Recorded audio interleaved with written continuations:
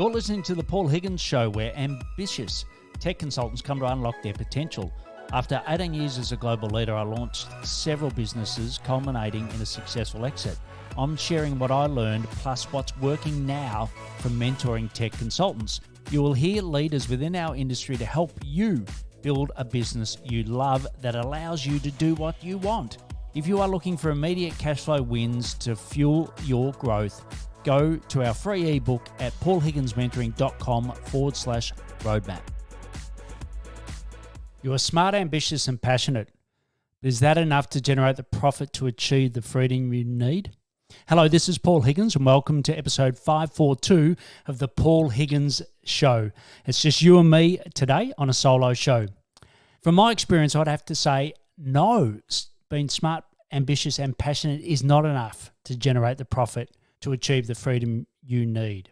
And today I will outline the challenges smart, ambitious, and passionate tech consultants face every day. I'll also talk about the true challenge that is often missed and a 7-part framework to solve it. You can go to my YouTube channel at Paul Higgins Mentoring to see a 7-minute video of me explaining it to camera, and we are only going to be audio here today. Search 7 profit drivers for tech consultants, and the link is in the show notes as well. So let's start with the challenge I see daily. Look the same. So it doesn't matter if you're a Salesforce partner versus another Salesforce partner, NetSuite partner, a Zoho partner, Monday partner, etc. We all look the same, right? There's no point of difference. It makes it really hard for someone to choose you versus the others. The other thing is you get a lack of leads. So it's linked to point 1 where there's no point of difference, but you're so busy in delivery that you haven't created an engine, a way of marketing and selling to generate leads, and you're wearing too many hats, right? It started as you have got some team, and it's normally in the developer side, but really you don't have the people that you can remove some of the hats to do the activities, i.e. marketing and sales.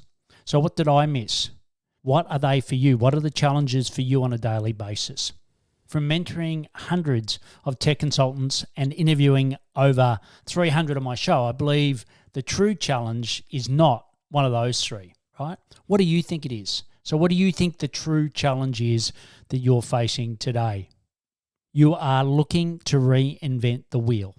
So you get caught up in the business. You forget to ask those that have walked in your shoes what they did, right? You're trying to solve it all yourself. You start greenfield when you don't have to. And this leads to low margins, low cash flow, and you become distant from your family, not because you want to. And even if you are there physically with them, mentally you're often not. You're thinking about the next thing in your business. How do I improve the situation I'm in? So what have I missed for you? What's the impact of you trying to do it all alone, reinventing the wheel? Ultimately, you have 3 choices. You can battle through alone. You can ask peers. So we've got the Tech Consultant Collective that helps. Or you can work with someone who's walked in your shoes. You are smart, ambitious, and passionate, but you don't have the ability to create more time. You are not Doctor Who. Time is your greatest asset, and making the right decisions and compounding them is the difference between feeling trapped and freedom. I've condensed my 28 years of experience into the next 5 minutes or so for you to be helped so that you can use your time wisely. You can see it on Paul Higgins Mentoring, my YouTube, or download the PDF at paulhigginsmentoring.com/profit-drivers. That'll be in the show notes for you to link to. So there's 7 of them, right? As I said at the start: planning profits, preeminent positioning, packaging, prolific promotions, profitable conversations, power partnering, and people-centric. Yes, my name is Paul, and I wanted them all to have a P at the start. So that's what we got. Anyway, let me go through each of them. And what I'm going to do is tell you what a lot of people miss and then what you get by implementing these things well. So the first one, planning profits. What most people miss is aligning personal and business goals. They get so caught up in doing things themselves, they forget to pay themselves a salary. They forget to even ask their partner what is the minimum cash requirement that they are looking for each month. We see the upside. We saw all the positive things that are coming, but the bank doesn't often lie, right? The bank account. So you've got to align those 2 things. And also you got to get your numbers right. I'm just shocked at how many people don't know their numbers well enough. And some of that's because you don't want to know the numbers, but often it's not something you've had a lot of experience doing. So what do you get by following the steps in number one, planning profits? You get aligned ambitions and you get financial certainty to put those resources on to help you grow. Number two is preeminent positioning. So what do most people miss? They're all things to all people. They try to serve everyone. I get it at the start. You think that that's what you got to do. You got to be scrappy, but we hold on to that for too long. And when someone comes to you, they're not clear if you're for them. Also, they speak in tech terms, right? It's very easy. And certainly some of the platforms that are more complicated, we talk around the platform, the features, rather than talk about the benefits and the outcomes. So what do you get by implementing preeminent positioning properly? You get a clear niche or niche, and you get messages that are in your customers' odds are. They go to your LinkedIn profile and they know that you're for them. They actually say, I can't believe this person is getting it so right. So number three is packaging. A lot of tech consultants miss by charging time and materials, right?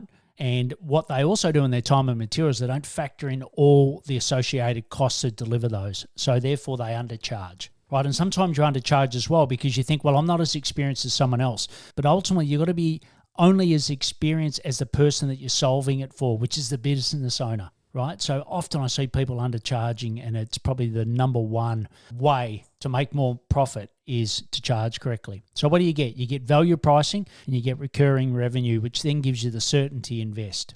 So number four is prolific promotions. And the number one thing that people miss here is they promote the SaaS brand rather than promoting their own brand. Salesforce, NetSuite, Monday, you name it, Zoho, they don't need you to promote the brand. Actually, they get more of the margin mix already, right? So don't promote their brand. Promote your brand, the solution you provide, and the result you get for a particular niche or niche.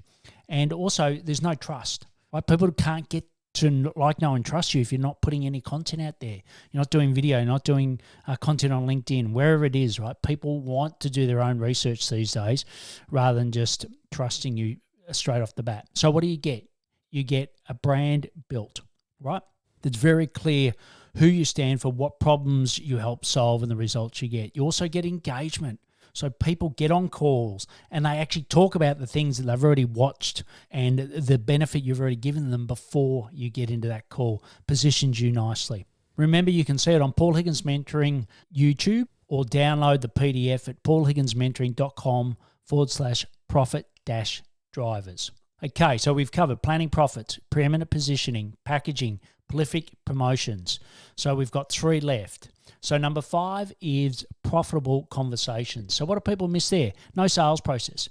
And it's not your fault. For most of you, you haven't had a sales background. You haven't spent 18 years at Coca-Cola getting trained like I have on sales, and then also working as a consultant on sales, right? You haven't had that experience. So no wonder you haven't got a really good sales process. The other one is you're doing sales all yourself. Right? You're doing the calls, yes, but you're also doing all the outreach, you're doing the admin. About 50% of all sales is admin. You're doing that all yourself. So that's what people miss. But what do they get? What you get is a really thorough sales process, and you get the support so that people can do some of the activities. So you look a lot bigger in sales than what you actually are. So number 6 is power partnering. So what do people miss? The one-to-one sale. That's all they're doing, one-to-one. So they're reaching out one-to-one, which is very time-consuming. And the other thing is when they do get a partner, and I'm talking incremental your SaaS partner here, because a lot of you will find it hard to work with your SaaS partner because they've already got partners, right? They've already got good partnerships here to create these your own. So I'm talking about private equity firms, accountants, other complementary SaaS products, etc. And what they do is you strike a great conversation because there's no structure to it. The partnership becomes inconsistent or just dwindles out. So what do you get? You get the ability to do one-to-many. You get a strategic playbook to do that, and you also get consistency of leads. Just think if you could have 6 partners generating you 3 quality leads a year, what that difference would make. Last but not least is people-centric. And the key thing people miss here is hiring too late. I interview so many brilliant tech consultants that have had success, but they all say, the last question is, what would you do now knowing what you already know from running the business? They all say, I should have hired earlier. And the second thing is poor or wrong hires, right? Like some of you might hire a salesperson because you don't really want to do it, but you don't have the experience and the competency to actually get that hire right. And sometimes I've had to go in and unwind those hires. What do you get? You get a really good culture that brings people to you, and you get a recruiting machine. So I've covered planning profits. Number 2, preeminent positioning. Number 3, packaging. Number 4, prolific promotions. Number 5, profitable conversations. Number 6 is power partnering. And number 7 is people-centric. Done right, you will achieve over $1 million plus in annual recurring revenue. You'll achieve the industry benchmark of 50% gross profit margin. You'll achieve, once again, the industry benchmark of over 25% profit margin. You'll have more than 6 months in the bank. And finally, you'll have time to spend with family and loved ones, right, that really make the difference. So you might be thinking, Paul, are these linear? Are these all done in a sequence? Well, look, I've got to admit the top 3 are normally done at once, but then we take elements across. So the short answer is it depends on your specific circumstance and how well you've grown the business to date as to whether we follow them linear or not. But I'd say 90% of the time it doesn't. It jumps around a bit. What about the size of the business, Paul? Like, is my business too small? I've just started out. The short answer is no. Like, I think if you're a 200-person Salesforce partner, I think that you've probably covered most of these things and you need other things in your business. But I think, growing up to 20-person team, up to a $2 million business, that is perfect. And it starts from, as little as you being a solo, starting by yourself. Level of experience. So, once again, I think you can start from scratch. Some of you may say, hey, look, I've actually been in the game for a long time and I think I've got it all covered. And look, you have, but does it hurt to get a benchmark and a cross-reference against these, right? And the last thing is you might be thinking, well, Paul, how do you know this? Well, I ran my own tech consulting practice and we scaled it up and sold it. And a lot of the things that we learnt the hard way is what I've put into this, right? Plus, I've mentored hundreds of others and I've interviewed more than 300 on my podcast. So that's how I get it. I get it from practically doing it myself, but also really listening to the smart people in the industry that have done very well. And to be honest, most of them would have got there quicker if they had have got help earlier. So compound interest is the 8th wonder of the world. He who understands it earns it. He who doesn't pays it. So that's a direct quote from Albert Einstein. I think, stop reinventing the wheel and come to learn the 7 drivers to compound good actions to unlock your potential.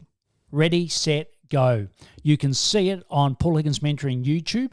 Just search 7 profit drivers or download the PDF at paulhigginsmentoring.com/profit-drivers. Number 2, like to find out more. If you'd like to talk to me about benchmarking where you're at, go to talkpaul.com. And finally, number 3, share it with peers, right? That's how we expand this podcast, but it's also how you can help a peer that you know is doing it alone and actually needs some help. I'll see you next time on the Paul Higgins Show, Solo Edition. Time for action.